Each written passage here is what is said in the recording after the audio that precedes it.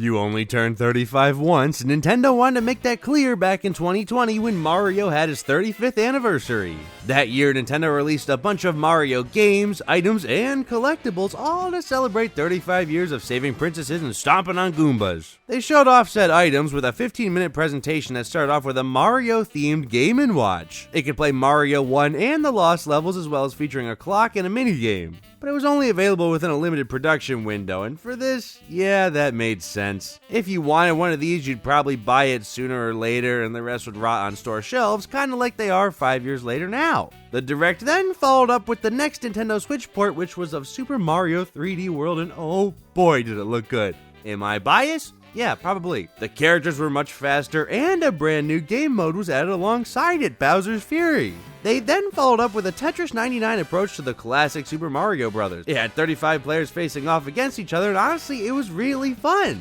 Too bad they shut this down. Now, I get shutting down a game when the player base dies, but this game was announced with a shutdown date. That to me is insane. Like, of course your game's gonna die if you plan its death. Nobody's gonna get attached. That's like buying a fish with the intent of killing it in a year. Yeah, you had your fun, but there's no reason to get attached to little Goldie. We were then shocked by an RC Mario Kart that could connect to your Nintendo Switch for some AR goodness. Honestly, this thing was a pretty cool surprise.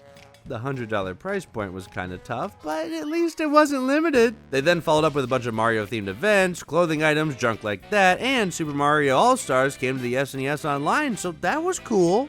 And they finally finished up with one of the biggest announcements, a collection of 2 of Mario's best adventures, and Mario Sunshine along with those 2. I'm only kidding. They were all ported to the Switch in one convenient collection. This was exciting. These 3 games all packaged into one was awesome, especially with how rare it was for them to re-release Mario Sunshine. Then, of course, for some odd reason, that was limited too! To this day, I will never understand limiting things like this. But what do I know?